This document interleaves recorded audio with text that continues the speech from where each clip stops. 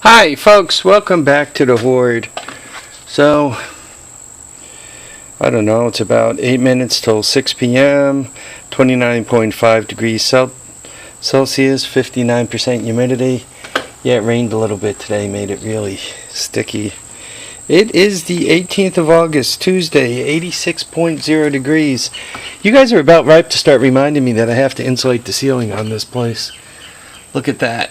My batteries are fully charged, the Energizer. Guys, you got to start reminding me to do the ceiling. I'm going to freeze my ass off again this winter. So what am I up to today? I warned you guys yesterday that I didn't want to show another video. Excuse me while I try to get this thing back to right side up. And it doesn't seem to want to do that. Well, anyway, I guess I'm shooting this video from my point of view upside down. Your point of view, it looks normal. I warned you that I wasn't going to show you or talk about the wall until it was about done. So, old Pink Floyd in the wall here. It's done. So there you go. Looking at the bottom and working your way to the top.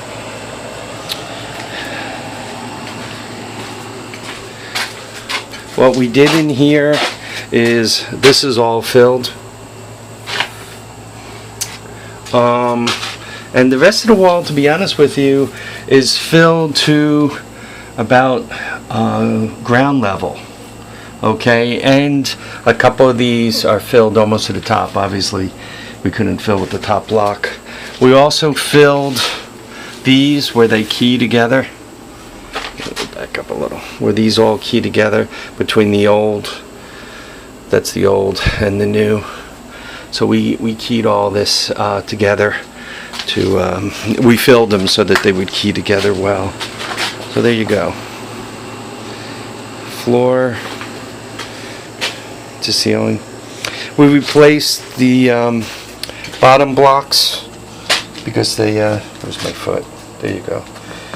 So, They were just kind of soft and a little spongy, so we decided to replace that. Why did the wall fall down? First of all, there's quite a bit of weight. See that metal beam right there? Right? So you have quite a bit of weight on the wall here. And because the beams run like this, right? You got quite a bit of weight on the corner, but for the rest of this there was really no weight on it.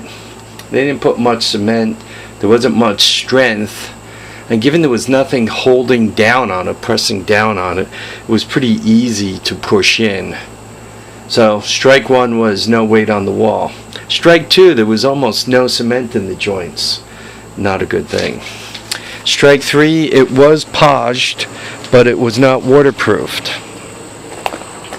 You could see it's podged on top, and you see the black, that's waterproofing, and you see the gravel, and you see this is basically that landscaping felt. It lets water and air through, but not dirt or roots. It's supposed to be good for 30 years. So basically what you have from up on top there, am I looking up on top? There you go. By the bucket, right, all the way down, right? You could see the wall. You could see basically the curtain. Right there is the curtain of the, right, and the gravel all the way down. And you see on the bottom, see those little two pipes there in gravel. Probably what I'm going to do is this area, I'm going to do kind of a little one of those archy retaining wall things to kind of hold this back. So what it is once again, you can see the black is it's made by Henry. It's for ceiling foundations. This is just podged cement, right? I do plan on kind of backfilling it up to where that black kind of goes on top all the way down to the bottom here. And once again, perhaps one of the little prefab archy retaining walls. I'll just kind of clear this out. That'll move this whole situation back away from the wall, and I think that'll be good for it. So this is the end of my project. There are a few things I need to do to finish it up. Both these are from bottom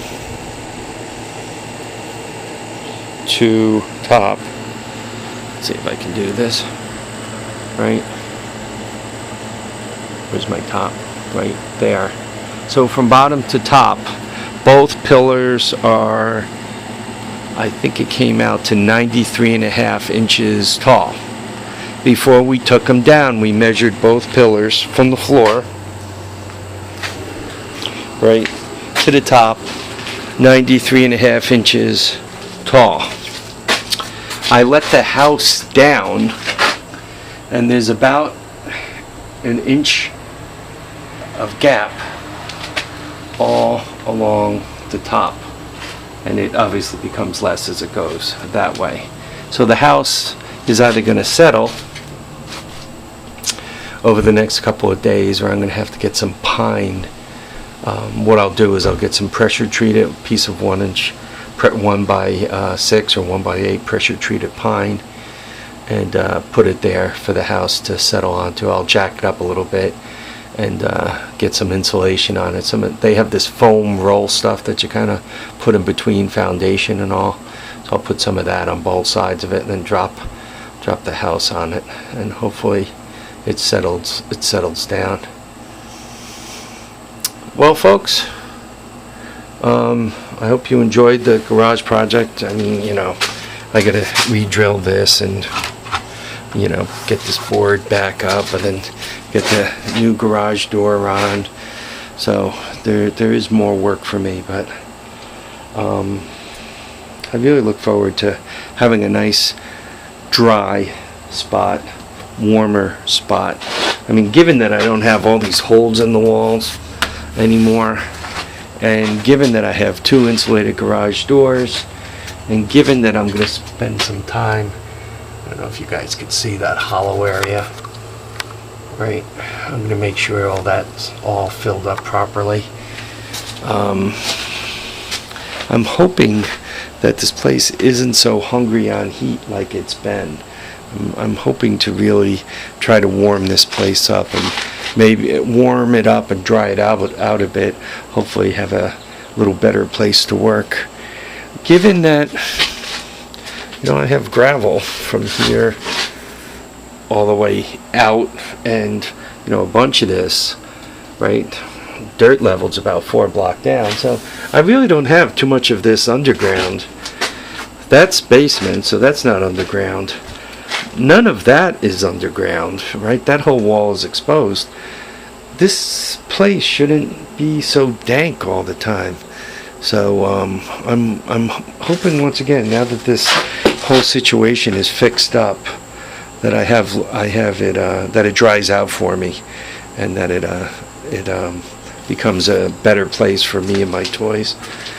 All right, folks, I want to thank you all for watching and commenting and subscribing.